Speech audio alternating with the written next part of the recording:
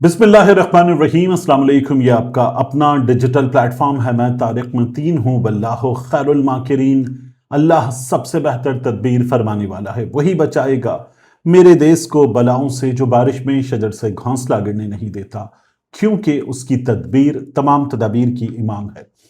पाकिस्तान तहरीक इंसाफ और पाकिस्तान तहरीक इंसाफ के साथ जो दूसरा फरीक होगा, वो मुमकिन तौर पर एक ऐसा कदम उठाने वाले हैं कि वो कदम सबको हैरान कर देगा। जब वो अपनी अमली शक्ल में आएगा तो बहुत ज्यादा बज क्रिएट करेगा, बहुत शोर मचेगा। लेकिन वो कदम पाकिस्तान तहरीक इंसाफ और पाकिस्तान तहरीक इंसाफ के साथ दूसरा फरीक अब उठाने जा रहे हैं, हैरान कुन है। इसकी इस वीडियो में बात करेंगे। रिक्वेस्ट आपसे, तारिक मतीन 2.0 सब्सक्राइब कीजिए, यहां इस चैनल पर सब्सक्राइब कीजिए, लाइक कीजिए, कमेंट कीजिए। बेल आइकॉन को टैप करेंगे आप तो उसको टैप करते वक्त ऑल पे क्लिक कीजिए। इससे हमारी तमाम वीडियोस आप तक इंशाल्लाह पहुंच सकेंगी। उम्मीद तो यही, आप तब भी कहते हैं कि कई दफा जब हम टैप कर देते हैं फिर भी नोटिफिकेशन नहीं आता, बट होप सस्टेन्स लाइफ। तो इसलिए ये जरूर कीजिए, जो लाइक नहीं करते जरूर कमेंट करके बताइए। Thank you very much. अब इस वीडियो के अहम तरीन मौजूआत देखिए। सबसे पहले सुहेल आफरीदी साहब का जो इंटरव्यू हुआ, ये बहुत बड़ी तब्दीली है। जैसे मैं आपके सामने एक चीज रखूं, मैं बल्कि इसको यहां पर आपके सामने पूरी तरह से पढ़ना चाहूंगा। हामिद मीर साहब ने एक ट्वीट किया और हामिद मीर साहब भी थोड़ा सा मुझे हैरान नजर आए। सुहेल आफरीदी साहब की हैरत की भी बात हो रही है। हामिद मीर साहब जो हैं, उन्होंने ट्वीट करके बताया कि सुहेल आफरीदी जो थे, उनको यकीन नहीं था कि उनका इंटरव्यू चल जाएगा, नशर हो जाएगा। और वो ये कहते हैं कि इसकी वजह ये थी कि माजी में कई मरतबा ऐसा हो चुका। एक दफा मैंने आसिफ जरदारी साहब का इंटरव्यू किया और चंद मिनट के बाद ऑफ एयर हो गया था, लेकिन शुक्र है कि आज आफरीदी साहब का इंटरव्यू नशर हो गया। हामिद मीर साहब कहते हैं उम्मीद है हालात में बेहतरी आएगी। तो सुहेल आफरीदी साहब को उम्मीद नहीं थी, और जो हामिद मीर साहब हवाले दे रहे हैं, हामिद मीर साहब को भी डर था कहीं ना कहीं कि ये रोका जा सकता है। लेकिन ये इंटरव्यू चल गया, मीर साहब के शो में चल गया, फिर ये वसीम बदामी साहब के शो में चल गया और अतर काजमी साहब के शो में चल गया। तो ये चल जाना बहुत बड़ी खबर है, क्योंकि हमारे यहां यह हुआ कि जब इंटरव्यू धड़ाधड़ मुख्तलिफ लोगों के हो रहे थे, और बल्कि मुगवियों के इंटरव्यू हो रहे थे, टेलीविजन चैनल्स पर कुछ एंकर्स ने अपनी पेश की खिदमात और इंटरव्यू कर लिए। तो ऐसे एंकर्स में जैसे मुनीफ फारूक साहब ने इंटरव्यू किया, उन्होंने कहा कि नहीं जी, जो कुछ शेख रशीद साहब बताते हैं वो नहीं हुआ, लेकिन शेख रशीद साहब ने दोबारा बताया कि मुझे जबरदस्ती उस इंटरव्यू के लिए बिठाया गया था। फिर सदाकत अब्बासी साहब का इंटरव्यू हुआ, बहुत बुरे अंदाज में हुआ। आदिल शाहजेब उसके बाद पीटीवी के हेड बन गए, ये भी बहुत बुरा हुआ। फिर उसके अलावा इंटरव्यूज हुए, और जैसे सलीम साफी साहब के प्रोग्राम में कुछ ऐसे लोगों के इंटरव्यूज हुए जिनकी औकात नहीं थी कि उनके इंटरव्यू होते। इवन शाहजेब खानजादा ने जो इंटरव्यू किया, वो शाहजेब खानजादा के कैलिबर से बहुत ही नीचे की चीज थी, लेकिन किया। तो ये सब कुछ हुआ था। तो आपको याद है, एक इंटरव्यू किया मुनीफ फारूक साहब ने चौधरी परवेज इलाही के बेटे मुनिस इलाही का, और फिर वो इंटरव्यू नशर नहीं हुआ। प्रोमो श्रोमो चले थे, इंटरव्यू या तो शायद चलते ही रुक गया था या नहीं नशर हुआ था। लेकिन मुनिस इलाही साहब के साथ भी ये हुआ। तो ये सब कुछ हुआ। उसके बाद सुहेल आफरीदी साहब का इंटरव्यू चल जाना, लॉन्ग मार्च के ऐलान के बाद चल जाना। अब इसके मुख्तलिफ मानी, मुख्तलिफ मतालिब लिए जा रहे हैं। एक, सुहेल आफरीदी साहब जो कुछ कर रहे हैं वो आशीर्वाद के साथ कि इतना करूंगा, इससे ज्यादा नहीं करूंगा, डील करके कर रहे हैं। ये भी बातें हो रही है। कुछ लोग ये भी कर रहे हैं कि सुहेल आफरीदी साहब को अभी मौका दिया गया कि देखते हैं क्या करता है। लेकिन आप ये देखिए कि ये इंटरव्यू कैसे चला, जब सुहेल आफरीदी साहब ने दिन में आज ये कहा कि इमरान खान को कुछ हुआ तो आर्मी चीफ जिम्मेदार, वजीर आजम जिम्मेदार, चीफ जस्टिस जिम्मेदार, वो तमाम हुक्काम जिम्मेदार जो इमरान खान को इस वक्त अपनी तहवील में लेकर बैठे हुए हैं, तो वो सब जिम्मेदार, क्योंकि वो इमरान खान का इलाज करवा सकते हैं। तो सुहेल आफरीदी साहब की इस गुफ्तगू के बाद ये सब कुछ चल जाना, तो ये बड़ा माने खेज है। आने वाले दिनों में कुछ मजीद चीजें पता चलेंगी, लेकिन ये इंटरव्यू हो जाना, चल जाना, ये भी बहुत इंपॉर्टेंट है। दूसरा देखिए, सुहेल आफरीदी साहब ने मुलाकात की, जो हैरान कुन काम है ना, मैं उस पर इसके बाद आऊंगा। सुहेल आफरीदी साहब ने मुलाकात की, उनकी मुलाकात हुई महमूद खान अचकजई साहब से, और उसके बाद जो एलामिया सामने आया तहरीक तहफ़्फ़ुज़ आईन पाकिस्तान की क़यादत से मुलाकात के बाद, वो एलामिया ये बताता है कि किसकी किससे मुलाकात हुई, कौन कौन मौजूद था, क्या बातें हुई। तो क्या बातें से शुरू करते हैं। सेहत पर तशवीश, एक پھر اس کے بعد یہ بھی کہا گیا کہ اگر کچھ ہوگا تو جنہوں نے عمران خان کو رکھا ہے ان پر ذمہ داری عائد ہوگی، متعلقہ اداروں پر۔ قید تنہائی ختم کرنے کا مطالبہ 2، اور پھر اس کے بعد شفا انٹرنیشنل منتقل کرنے کا مطالبہ 3، پھر اس کے بعد نئے صوبوں پر بات، مجوزہ قانون سازی کی مخالفت، ابھی جو قانون سازی تجویز کی جا رہی ہے اس کی مخالفت، اور یہ بات کی گئی کہ نئے صوبے بنائے جا سکتے ہیں لیکن نمائندہ حکومت کے ذریعے۔ یہ فارم 47 کی حکومت ہے، ان کے پاس نہیں ہو سکتا یہ کام، یہ اخلاقی جواز سے محروم لوگ ہیں۔ تو یہ بات کی گئی۔ حقیقی عوامی مینڈیٹ ضروری ہے، صوبوں کی تشکیل یا کسی بنیادی آئینی معاملے پر فیصلہ صرف حقیقی عوامی مینڈیٹ، وسیع سیاسی اتفاق رائے اور آئینی تقاضوں کے مطابق ہونا چاہیے۔ ابھی تک سمجھ میں کیا آ رہا ہے کہ طاقتور حلقے چاہتے ہیں کہ نئے صوبے بنے، وہ بڑی شدت کے ساتھ چاہتے ہیں، انہی کے نمائندے نے ایک تقریب میں کھڑے ہو کر یہ بات بھی کر دی۔ پھر اس کے بعد D G S P R صاحب نے وہ جو گفتگو دی محسن نقوی کی اس کو انڈورس بھی کر دیا۔ تو یہ سمجھ میں آ رہا ہے اگر تو اس کی مخالفت ابھی تک پاکستان پیپلز پارٹی نے کی ہے کسی حد تک، باقی کسی نے مخالفت نہیں کی، لیکن پاکستان تحریک انصاف نے مخالفت اس لحاظ سے کی کہ یہ حکومت تو نہیں بنا سکتی۔ اس سے میں مکمل طور پر ایگری کرتا ہوں، یہ میں ایک سے زائد بار آپ کے سامنے رکھ چکا ہوں کہ عوام کا فیصلہ ہوگا تو عوام کے ووٹوں سے آنے والی حکومت فیصلہ کرے گی۔ یہ حکومت عوام کے ووٹوں سے آنے والی حکومت نہیں ہے۔ یہ تو اپنے منہ سے کہتے ہیں ہمارا مینڈیٹ اتنا اصلی ہے جتنا 2018 کا مینڈیٹ اصلی تھا، تو یہ تو مانتے ہیں اپنے منہ سے۔ اچھا، پھر اس کے بعد دیکھیے کہ تمام اپوزیشن جماعتوں کا مشترکہ اجلاس بلانے کا فیصلہ، پھر ساتھ میں کیا کیا گیا کہ آئین اور جمہوریت کے تحفظ کے لیے اپوزیشن اتحاد کی دعوت، جو آنا چاہے آ جائے، ہمارے دروازے کھلے ہیں۔ پھر خیبر پختونخوا اور بلوچستان کی صورتحال پر تشویش کا اظہار اور وفاقی حکومت کو اس سلسلے میں مکمل ناکامی کا شکار قرار دیا گیا، ان کی پالیسیز کو ناقص قرار دیا گیا۔ پاک افغان تجارتی راستے کھولنے کا مطالبہ کیا گیا اور قدرتی وسائل پر مقامی آبادی کے حق پر زور دیا گیا۔ یہ بھی وہ جو ہے نا اسٹیبلشمنٹ کا معاملہ یہاں بھی آ جاتا ہے کیونکہ اس کو فیڈرل سبجیکٹ بنانے کی تیاری ہے۔ پھر اس کے بعد لانگ مارچ اور آزاد کشمیر کی صورتحال، وزیر اعلیٰ خیبر پختونخوا کے اعلان کردہ لانگ مارچ کی بھرپور تیاری اور اپوزیشن اور سیاسی قوتوں سے رابطے جاری رکھنے کا فیصلہ کیا گیا۔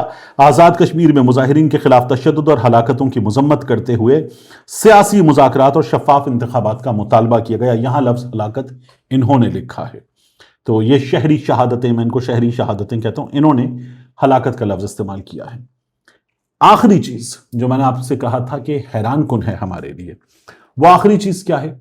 دیکھیے، پاکستان تحریک انصاف کے اور مولانا فضل الرحمان کی جماعت کے درمیان معاہدہ، تحریری معاہدہ، اتحاد میں آ جائیں، یہ جو حکومت کے خلاف مہم ہے لانگ مارچ، اس میں آ جائیں، احتجاج میں آ جائیں، ساتھ شامل ہوں، اس سسٹم کو گراتے ہیں، مل کر چلتے ہیں، آگے بھی ساتھ مل کر چلا جا سکتا ہے۔ اس سلسلے میں تحریری معاہدہ، کامران مرتضی صاحب مولانا فضل الرحمان صاحب کے سب سے با اعتماد ساتھی ہیں جب کسی سے ڈیل کرنا ہو اور کچھ چیزیں لکھت پڑھت کے ساتھ طے کرنی ہو۔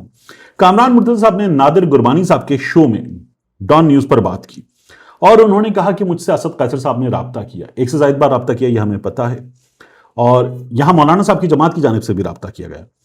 وہ یہ کہتے ہیں کہ اسد قیصر صاحب مولانا صاحب سے بات کرنے کے خواہش مند ہیں، معاملات بہت سنجیدہ ہیں جس پر پاکستان تحریک انصاف والے بات کرنا چاہتے ہیں، لیکن ہم کہتے ہیں کہ ضابطۂ تحریر میں لے کر آئیں، چیزوں کو بلیک اینڈ وائٹ میں لے کر آئیں، لکھا جائے اور تحریری طور پر چیزیں طے کر لی جائیں، کیا کیا طے کیا جائے۔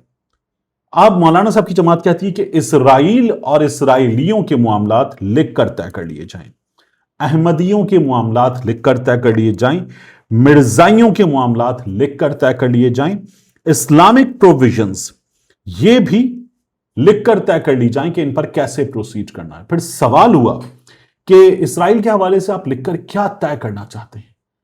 تو یہ کہا گیا کامران مرتضی صاحب کی جانب سے کہ ہو سکتا ہے پاکستان تحریک انصاف والے ہم سے زیادہ کمیٹڈ ہوں، لیکن پھر بھی اسرائیل کو تسلیم نہیں کرنا کیونکہ بین الاقوامی دباؤ ہے، انٹرنیشنل پریشر ہے، تو اسرائیل کو تسلیم نہیں کرنا۔ مرزائیوں کے، احمدیوں کے معاملات پر کہ وہ نان مسلم ہیں، بالکل کلیئرٹی کے ساتھ یہ لکھ کر طے کیا جائے، یہ مولانا کی جماعت چاہتی ہے۔ اس کا ایک اور مطلب ہے کہ مولانا کی جماعت سے اس حکومت نے یہ طے نہیں کیا لکھ کر، وگرنہ اگر سب کچھ ٹھیک تھا تو مولانا ان کے ساتھ ہوتے۔ تو اسرائیل کے معاملے پر اس حکمران اتحاد نے احمدیوں کے مرزائیوں کے معاملات پر طے نہیں کیا، یہ میری اپنی ججمنٹ ہے۔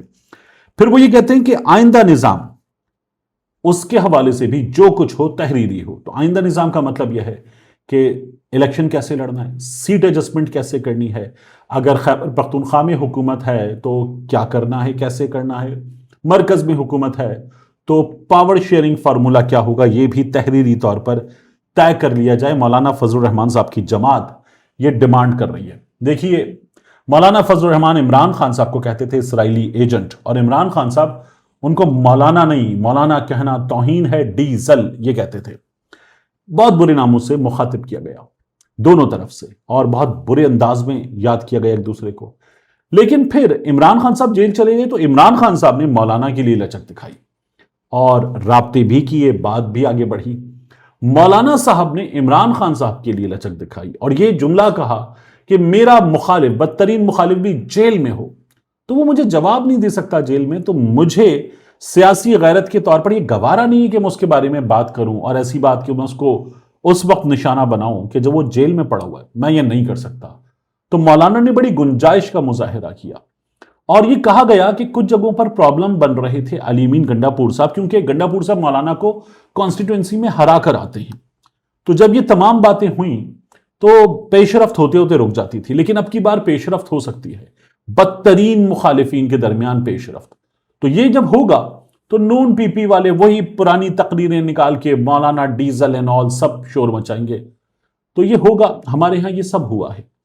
یہ آج ایک دوسرے کو گالیاں دینے والے، اور ابھی بھی گالیاں دے رہے ہیں، آزاد کشمیر میں اس وقت بھی گالیاں دے رہے ہیں، آپ حکومت میں ہوتے ایک دوسرے کو گالیاں دے رہے، تم کرپٹ ہو، تم نے 3000 ارب کی کرپشن کی، دبئی لے گئے مال لوٹ کے، یا تم ہمیشہ سے دھاندلی سے جیتے ہو۔ یہ سب کچھ چل رہا ہے نا آج بھی، اور دھڑا دھڑ ایک دوسرے کا گریبان پھاڑ رہے ہیں لوگ۔ تو یہ چلتا ہے، اگر مولانا اور عمران خان کی جماعت کے درمیان ہو جائے گا تو بھی چلے گا، کیونکہ قاف لیگ، قاتل لیگ کہتے تھے زرداری صاحب، اور زرداری صاحب نے ہی ان کا ڈیپٹی پرائم منسٹر بنایا تھا۔ تو یہ سیاست میں ہوتا ہے، اور میاں نواز شریف صاحب نے، محترمہ بے نظیر بھٹو نے میثاق جمہوریت کیا، سب کچھ ہو جاتا ہے، پالیٹکس میں تمام چیزیں ہو جاتی ہیں، ہوئی ہیں، اور اسٹیبلشمنٹ انہی لوگوں کو جن کو اس وقت اقتدار میں بٹھا کر اطمینان سے بیٹھی ہوئی ہے، وہ انہی لوگوں کو سیکیورٹی رسک قرار دیتی تھی۔ عمران خان صاحب جیل میں پڑے ہو تو سب ہوتا ہے ہمارے ملک میں، تو یہ بھی ہو سکتا ہے، اطمینان رکھیے، کوئی بہت حیران کن چیز نہیں ہے اگر یہ ہو جاتا ہے، ہونے کو کچھ بھی ہو سکتا ہے۔ تو یہ بھی ہو جائے گا اور تحریری طور پر ہو جائے گا۔ یہ پاکستان تحریک انصاف کے سورسز بتا رہے ہیں کہ مولانا فضل الرحمان صاحب کو یہ حصہ دیا جا سکتا ہے جو وہ مانگ رہے ہیں، کچھ چیزوں پر، کچھ کانسٹیٹوئنسیز پر، کچھ معاملات پر بات ہو جائے گی اور ان کو منانے کی کوشش کی جائے گی، کچھ باتیں ان کی مانی جائیں گی، کچھ اپنی منوائی جائیں گی۔ آخری چیز، کیپٹن صفدر صاحب، یہ میاں بیوی، کیپٹن صفدر بھی، مریم نواز شریف بھی، ایسی بات کرتے ہیں نواز شریف کے بارے میں کہ سب ہنستے ہنستے لوٹ پوٹ ہو جاتے ہیں۔ آپ کو یاد ہے نواز شریف صاحب بیٹھے ہوئے تھے ملک سے باہر تب بھی، اور عمران خان صاحب جب عدالت جاتے تھے تو وہ جو سر پہ پہن لیتے تھے یا شیلڈ لے کر جاتے تھے کیونکہ سنائپر شوٹ کر سکتا، اور اس کے بعد گولی چلی عمران خان صاحب پہ، تو تب ہوا یہ کہ مریم نواز شریف صاحبہ نے کہا کہ عمران خان صاحب جو ہیں وہ میاں نواز شریف سے تھوڑی سی بہادری ادھار لے لیں، یعنی میاں نواز شریف لندن میں اور بھاگے ہوئے ملک سے، عدالت نے مفرور لکھا، اور مریم نواز کہہ رہی ہے کہ ان سے بہادری سیکھو۔ اور اب کیپٹن صفدر صاحب نے آج بیان دیا ہے، وہ کہہ رہے ہیں لوگ جانتے ہی نہیں، نواز شریف جامعہ نعیمیہ کا پڑھا ہوا ہے، جمعے کو ماں آنکھوں میں سرما ڈال کر مسجد بھیجتی تھی، سیاست کے ہتھے چڑھ گیا تو لوگوں نے کیا سے کیا بنا دی، مطلب سیاست کے ہتھے چڑھ کے اسٹیبلشمنٹ نے 3 بار وزیر اعظم بنا دیا، میاں نواز شریف ویسے بھی مناسب مقبول آدمی، سب کچھ، آپ کہہ رہے ہیں کیا سے کیا بنا دیا۔ تو یہ لوگ مذاق اڑاتے ہیں میاں بیوی بے دھیانی میں، یعنی یہ خود بھی شاید سمجھدار اس طرح سے نہیں ہے، ایسا مذاق اڑاتے ہیں نواز شریف کا کہ بندہ ہنستے ہنستے لوٹ پوٹ ہو جائے کہ یار یہ کیا کر رہے ہیں، یہ اپنے بزرگ کی بات کر رہے ہیں یا اس کا مذاق اڑا رہے ہیں، یا کوئی ایویں آدمی ہے جس کے بارے میں یہ لوگ بات کر رہے ہیں۔ ملتے ہیں انشاءاللہ آپ سے اگلی ویڈیو میں۔